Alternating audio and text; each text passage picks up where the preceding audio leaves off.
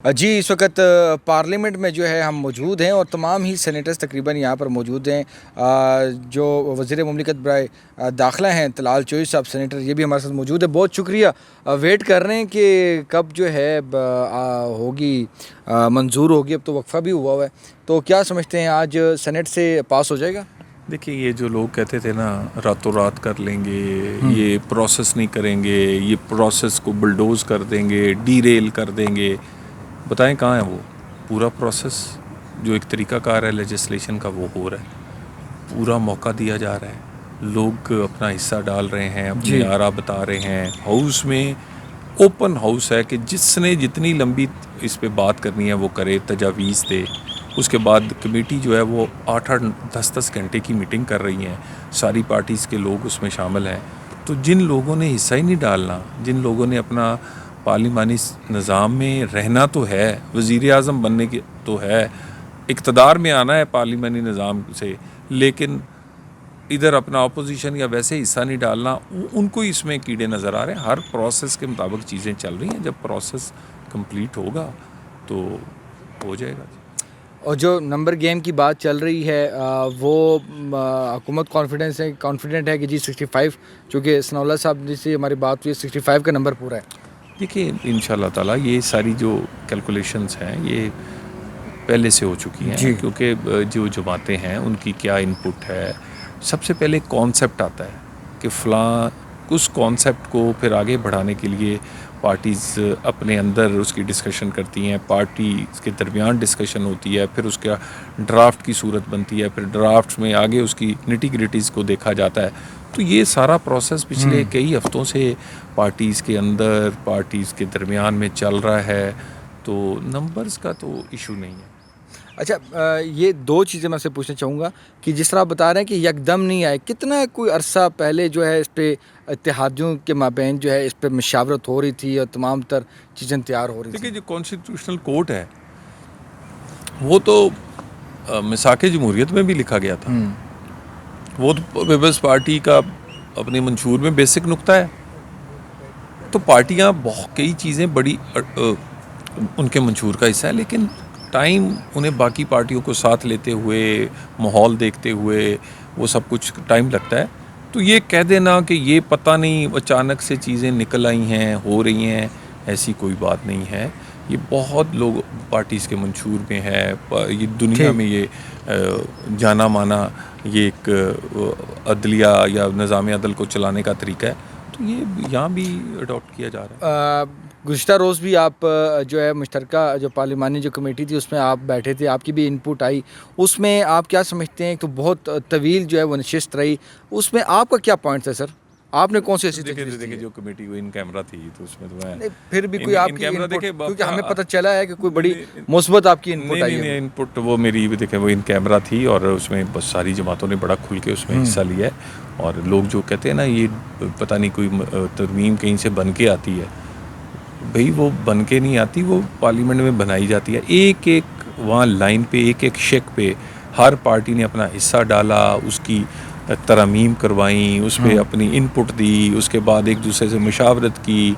तो ये सारी चीज़ें अमल में वो मुझे भी पार्टी ने इसका हिस्सा बनाया, मैंने भी इसमें अपना हिस्सा डाला। सर ये बताएं कि एक बड़ा अब कॉमन एक सवाल है, हर बंदा ये बात कर रहा है, जो आर्टिकल 243 है, आप क्या समझते हैं? आप चूँकि इसका हिस्सा थे, उसमें कोई मिसकंसेप्शंस भी हैं कुछ, या आप समझते हैं कि वो एक जो फील्ड मार्शल साहब को जो है एक जो उनका जो मई के माह में जो एक फ़तह नसीब हुई है, तो उस सिलसिले में था? इससे थोड़ा सा आप रोशनी डालेंगे? देखिए, अफसोस की बात यह है कि जिनका कहीं और बस नहीं चलता, जिनको वो कहीं ना कहीं फील्ड मार्शल का नाम लेके अपनी सियासत चमकाना या इस तरह का काम करते हैं, और जिन्होंने ये पढ़ा ही नहीं है वो इस पे बात कर रहे हैं।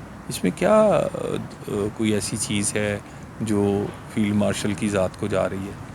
बिल्कुल भी ऐसी बात नहीं है। ये दुनिया में जो एक राइज तरीक़ाकार है, जो इस तरह के ओहदों के लिए बहुत सारी चीज़ें मौजूद हैं, वो बरतानिया के कानून में हो, अमेरिका हो, वो और दुनिया के कवानीन में हो, उसी तरह कि कुछ चेंजेस हम करेंगे, लेकिन इसमें उनकी ज़ात के हवाले से तो उन्होंने कोई चीज़ नहीं दी जा रही उन्हें।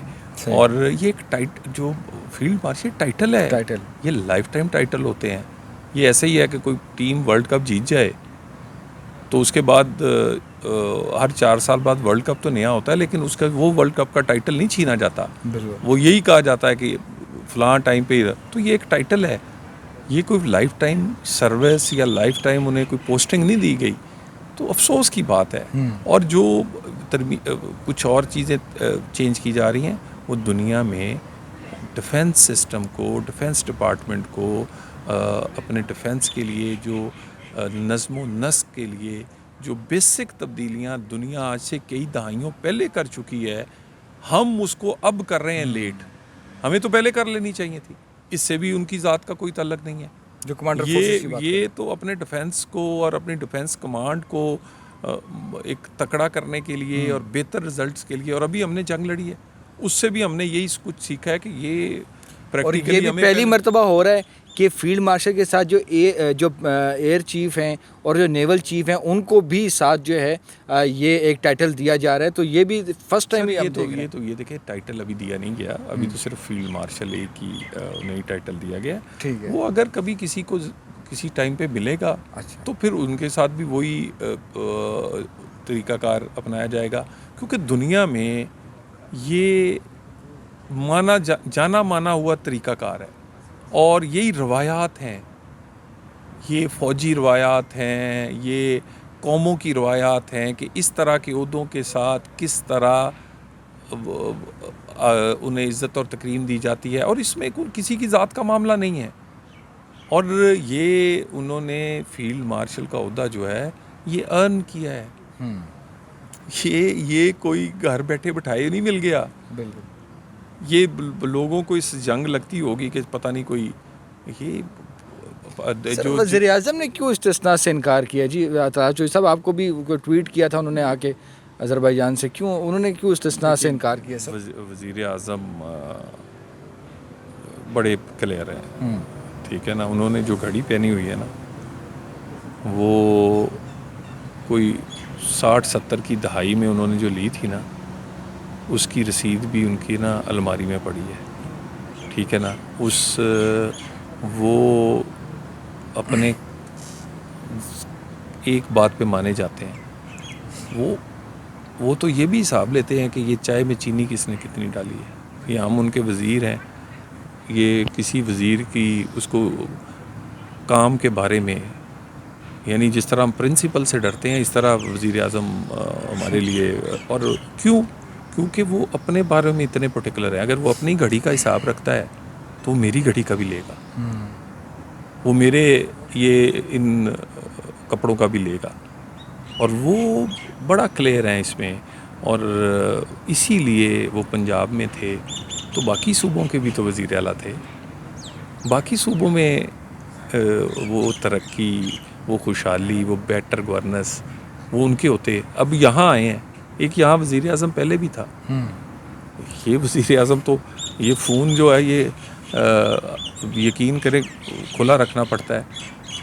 कोई सुबह फजर के बाद से लेके 7:30-8 बजे तक ये कोई इस्लामाबाद की किसी दुकान पे चीनी 2 रुपये महंगी हो जाए तो वज़ीर आज़म पूछ लेता है। ये छोटी छोटी चीज़ें, ठीक है ना। तो वो समझते हैं कि मैं जवाबदेह हूँ लोगों को, और मेरे लोग जो मर्ज़ी सवाल पूछें, लेकिन ये ज़रूर होना चाहिए कि जो काम करता हो उसकी काम की सताइश ज़रूर होनी चाहिए। अगर ये कौम काम की सताइश नहीं करेगी ना, तो काम करने वाले फिर इक़्तिदार में नहीं आएंगे, बल्कि वो आएंगे जिन्होंने काम की बजाय बस ड्रामे ही करने हैं।